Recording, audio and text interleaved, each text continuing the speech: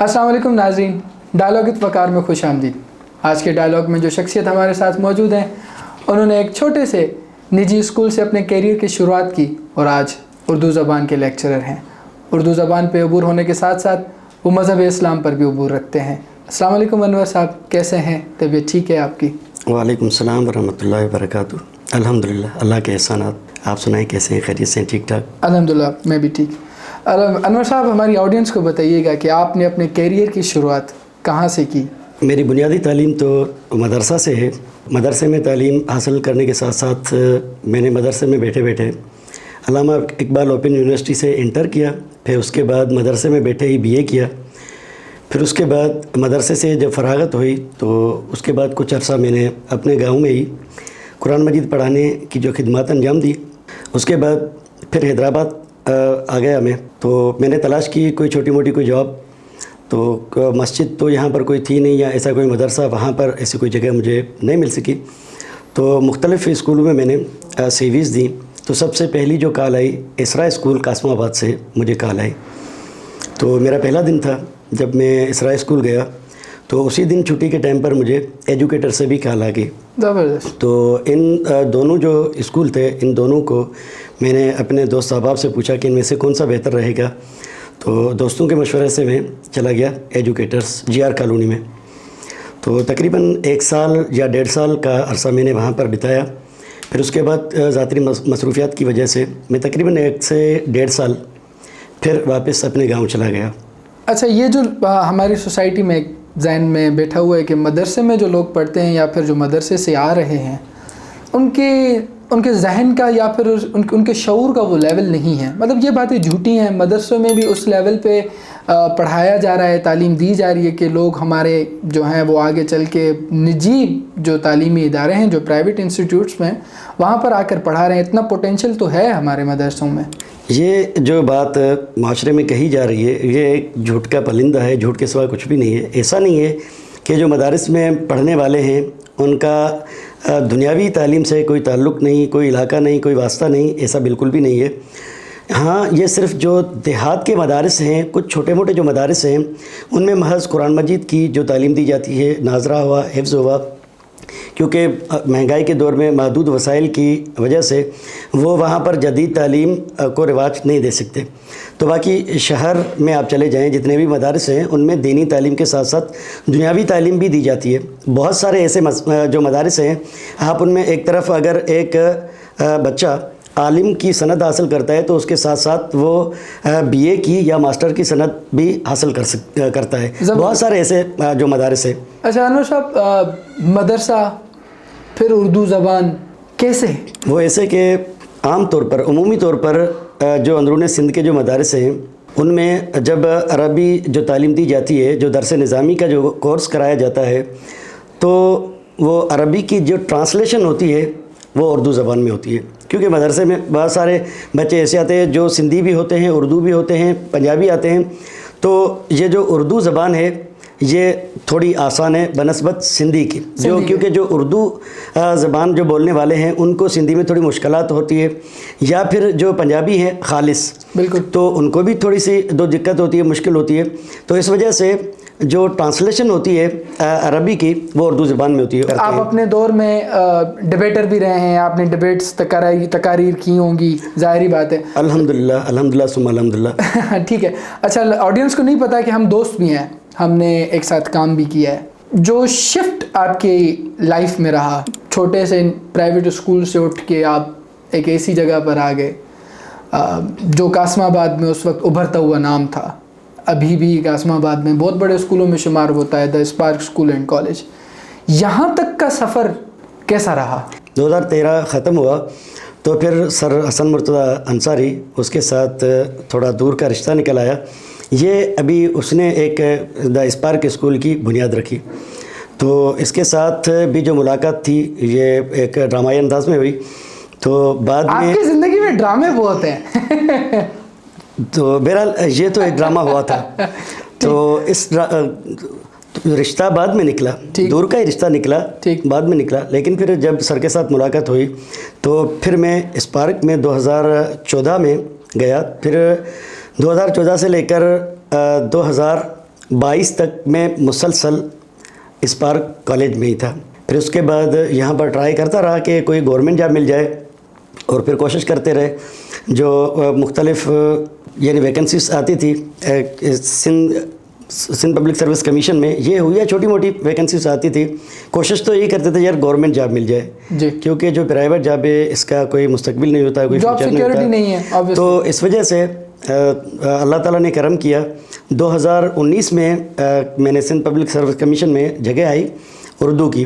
میں نے ماسٹر کر لیا تھا سندھ یونیورسٹی سے اردو میں, اردو کے ساتھ شوق تھا, شغف تھا ایک, تو اس وجہ سے میں نے اردو میں بھی ڈگری کر لی. 2015 میں ہماری ملاقات ہوئی دا اسپارک اسکول اینڈ کالج میں. بالکل ایسا ہی ہے. میں نے بھی, جن کو نہیں پتا آڈینس کو, میں بھی اس وقت پرائیویٹ انسٹیٹیوٹ میں جاب کرتا تھا.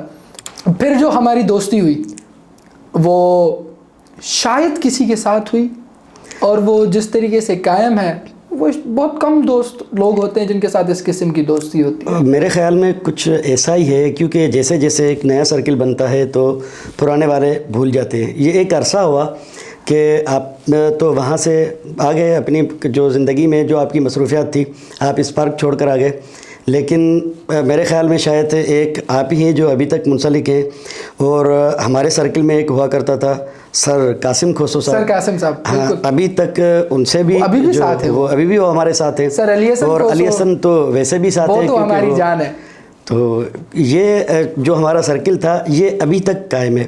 باقی اس کے بعد اس کے علاوہ اور بہت سارے جو اساتذہ کرام تھے جو ہمارے ساتھ تھے, کبھی کبھار ان کے ساتھ ہیلو آئے ہو جاتی ہے, کیونکہ جو زیادہ قریب ہوتا ہے, جو واسطہ رکھنا چاہتا ہے, جو تعلق رکھنا چاہتا ہے, بندہ اسی کے ساتھ وابستہ ہوتا ہے. جتنی گہرائی آپ دیکھیں کہ ہم دوستوں میں, آپ ہو گئے, علی حسن ہو گیا, میں ہوں, قاسم ہے, ہم 4 بندوں میں جتنی ہیں, اور جس طریقے سے ہم آپس میں بیٹھ کے گفتگو کر رہے ہوتے ہیں, کبھی کبھی ایک دوسرے کو چڑھا بھی رہے ہوتے ہیں, مگر پھر بھی وہ ہماری دوستی میں کبھی وہ درار نہیں آئی. مجھے لگتا ہے کہ دوستی اس زمانے میں ختم ہو گئی 2015 کے بعد. وہ کہتے ہیں نا کہ سچی دوستیاں ختم ہو گئی, پھر وہ دوست جو بنے پھر وہ دوست نہیں تھے, وہ عارضی دوست تو ضرور تھے.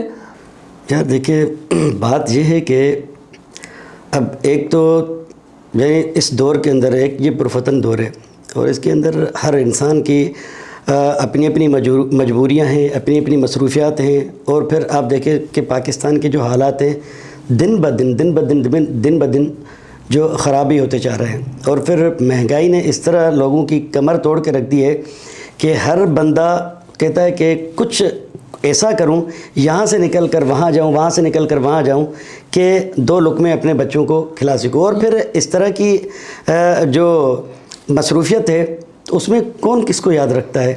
بالکل صحیح کہا آپ نے. اور پھر عمر صاحب, پرائیویٹ انسٹیٹیوٹ سے اٹھ کر لیکچرر بننا, زندگی کو کس طریقے سے دیکھ رہے ہیں؟ کیا خوشی ہوئی, لوگوں کے کیا کہنے تھے؟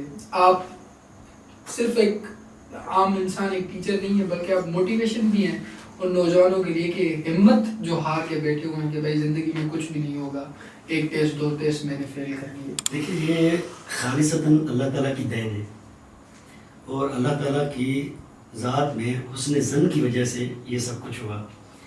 کیونکہ مجھے یاد ہے جب یہ P S T G S T کی جو ویکنسیز آئیں اس میں کسی وجہ سے اپلائی نہ کر سکا, اور پھر میں نے دیکھا کہ بہت سارے ایسے جو دیہات کے لڑکے تھے جو جنہیں اتنا کچھ زیادہ یعنی اتنے وہ قابل نہیں تھے, لیکن کوئی جو بکریاں چلا رہا تھا, کوئی کھیتوں میں کام کر رہا تھا, چلو انہوں نے کہا کہ بھائی جگہ آ گئی ہے تو چلو ٹھیک ہے اپلائی کر لو, بائی چانس وہ بھی ہو گئے, ان کا ہو گیا.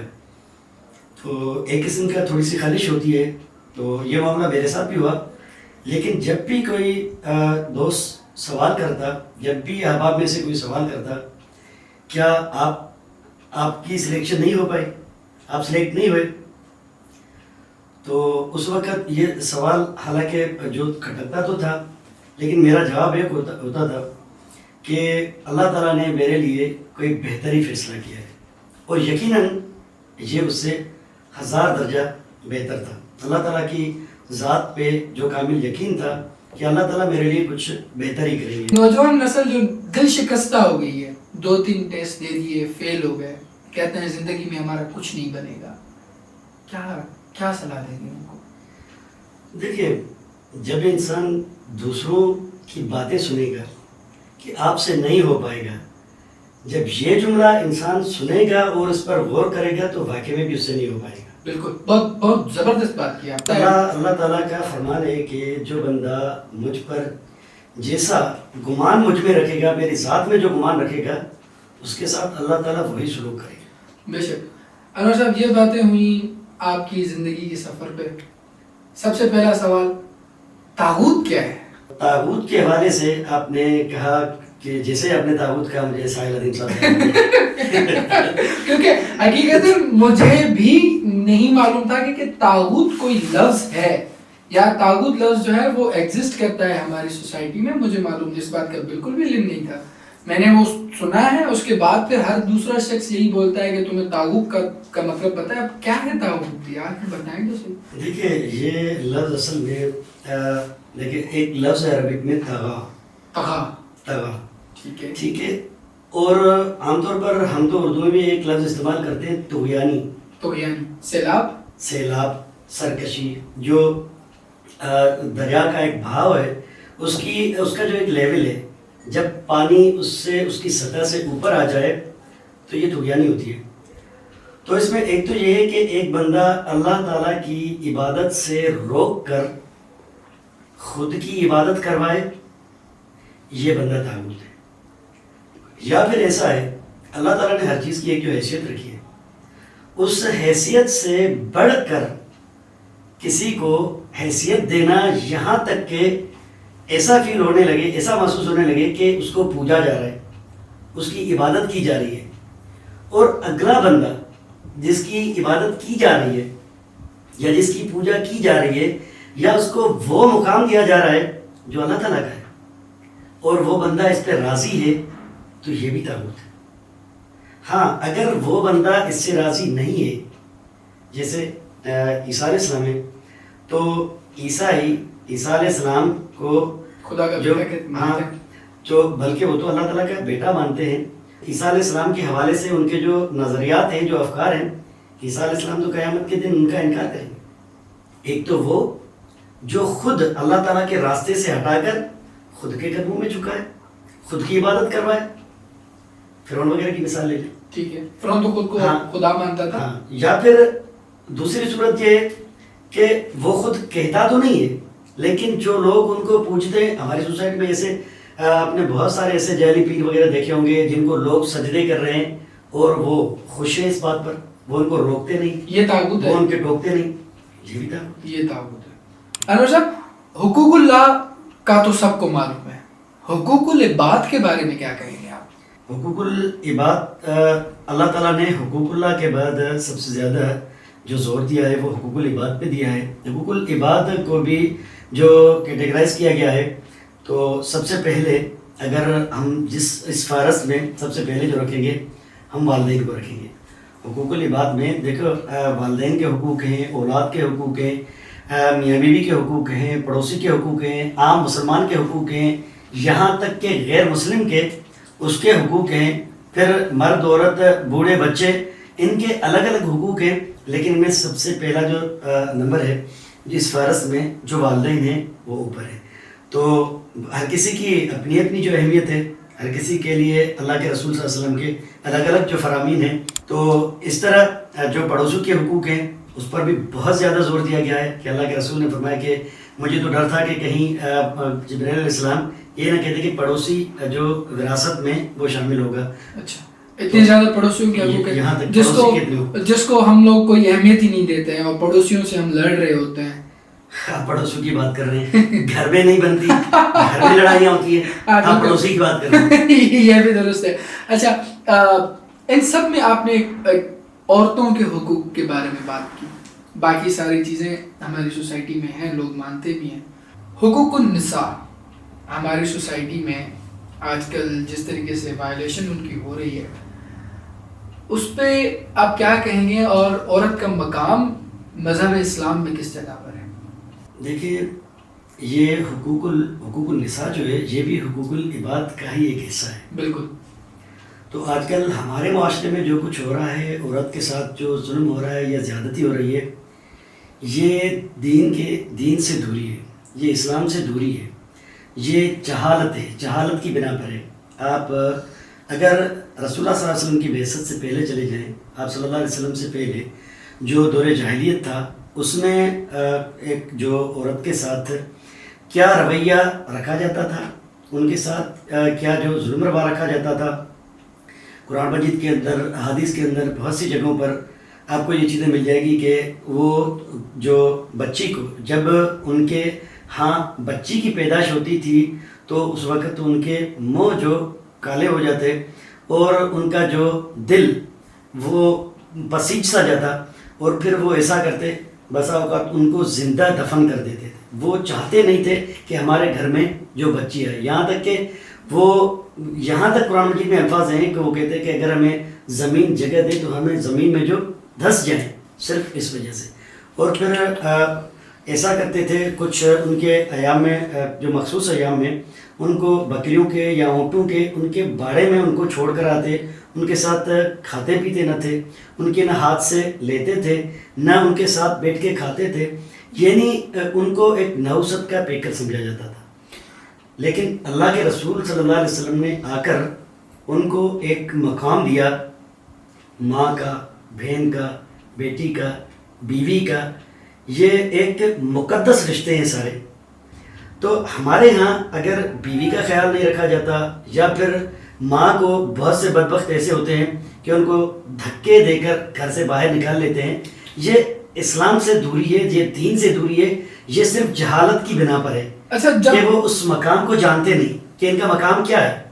آپ کے مطابق اور مذہب کے مطابق، جس کے سب ہم پیروکار ہیں، اس میں عورت کے حقوق کی اتنی بات ہے، اتنے زیادہ حقوق ہیں عورتوں کے، اس کے باوجود بھی جو لوگ ہیں وہ یہ کیوں کہتے ہیں کہ اگر وہ جو غلطی ہے وہ سوسائٹی کی ہے، آپ نے کہا کہ اسلام سے دوری ہے، کیونکہ وہ عورتوں کے جو حقوق ہیں وہ وائلیٹ ہو رہے ہیں، پھر ایسے کیوں کہا جاتا ہے کہ مذہبی انتہا پسند جو لوگ ہیں وہ عورتوں کی آزادی اور اس کے حقوق کے خلاف ہیں، جبکہ مذہب اسلام عورت کے برابر کے حقوق اور عورت کو ہر قسم کی پروٹیکشن دینے کی بات کرتا ہے؟ دیکھیے، یہ تو سمجھ کی بات ہے کہ اللہ تعالیٰ کے احکامات کی پابندی کرنا، اگر اس کو قید خانہ سمجھا جائے، اس کو قید سمجھا جائے، تو یہ تو ہماری سمجھ سے بالاتر ہے۔ یہ ایسا نہیں ہے، عورت باہر نکل سکتی ہے، پردے میں نکل سکتی ہے، تجارت کر سکتی ہے، وہ تعلیم حاصل کر سکتی ہے، کسی چیز کی پابندی نہیں۔ مطلب کہ آپ کا کہنے کا آسان لفظوں میں کہوں کہ مذہبی انتہا پسندی کا جو چیزوں کو نام دیتا ہے، وہ اصل میں مذہب تو عورت کو حقوق دینے کی بات کرتا ہے، مذہب کے اندر کوئی پابندی نہیں ہے۔ ہمیشہ اسلام نے عورت کو جتنے حقوق دیے ہیں، دنیا کا کوئی مذہب اتنے حقوق نہیں دے سکتا۔ یہ بات بالکل درست۔ اب اسلام نے تو ماں کے قدموں تلے جنت رکھ دی۔ بالکل۔ کوئی اور مذہب دکھائیں۔ انور صاحب، آج کے دن کا آخری سوال، شرک کیا ہے؟ اس کو بڑے آسان لفظوں میں سمجھا دیں۔ دیکھیے، جیسا کہ اس لفظ سے ہی ظاہر ہو رہا ہے، شرک شراکت داری، ساجھیداری، پارٹنرشپ۔ تو اگر ہم اس کو مذہبی اسلام میں دیکھیں تو اس کا مطلب یہ ہے کہ اللہ تعالیٰ کی ذات کے ساتھ کسی کو شریک ٹھہرانا۔ اب اس کی کچھ اقسام ہیں جی۔ اب دیکھیں، مثال کے طور پر اللہ تعالیٰ کی ذات میں کسی کو شریک ٹھہرانا، ٹھیک ہے، وہ کیسے ہے؟ مثال کے طور پر ہم اگر اللہ تعالیٰ کے والدین مانیں یا اللہ تعالیٰ کی اولاد تسلیم کر لیں تو یہ اللہ تعالیٰ کی ذات کے ساتھ شرک ہے۔ ٹھیک ہے، کیونکہ آپ دیکھیں، مثال کے طور پر بالفرض والمال، یہ ایک سادہ سی مثال ہے۔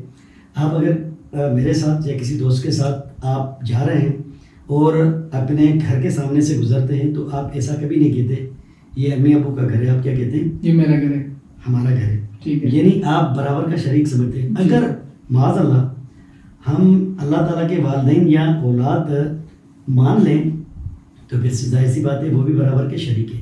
تو اس لیے اللہ تعالیٰ ان سے پاک ہے۔ پاک بے شک۔ یا پھر اللہ تعالیٰ کی حقیقت میں کسی کو شریک کر لینا کہ اس کائنات کو بنانے میں، اس کا نظام بنانے میں، ٹھیک ہے، اللہ کے ساتھ کوئی اور بھی شریک ہے، کوئی اور اس کا پارٹنر ہے، تو یہ بھی کیا ہے؟ یہ شرک کی قسم، یہ شرک ہے، ٹھیک ہے۔ پھر اسی طرح اللہ تعالیٰ کی صفات میں یا پھر اللہ تعالیٰ کی صفات میں کسی کو شریک کر لینا کہ جس طرح کی صفات اللہ تعالیٰ کی ہیں وہ کسی اور میں بھی ہیں، مثال کے طور پر خالق ہے، رزاق ہے، وہاب ہے، یہ اس طرح کی صفات ہم اگر کسی اور میں مان لیں تو یہ بھی کیا ہے؟ یہ بھی شرک ہے۔ مثال کے طور پر رزق دینے والی ذات کون ہے؟ اللہ تعالیٰ کی ذات ہے، ٹھیک ہے۔ اگر ہم کسی اور کو یہ مان لیں کہ بھئی فلاں چکر لگا کر آؤ، یہ فلاں بندہ ہے، فلاں انسان ہے، فلاں شخصیت ہے، جو فلاں جگہ ہے، آپ وہاں پر چلے جائیں تو رزق کے دروازے جو کھل جائیں گے، اور دل کے اندر یہی ہو کہ وہاں پر جانے سے یا اس شخص کے پاس جانے کے بعد جو رزق کے دروازے واہ ہوئے ہیں، تو یہ بھی شرک ہے، یہ بھی شرک ہے۔ بہت شکریہ عامر صاحب آپ کے ٹائم کا۔ ناظرین، یہ تھا آج کا ہمارا ڈائلاگ۔ پسند آئے تو لائک، شیئر اور سبسکرائب ضرور کیجیے گا۔ بہت شکریہ۔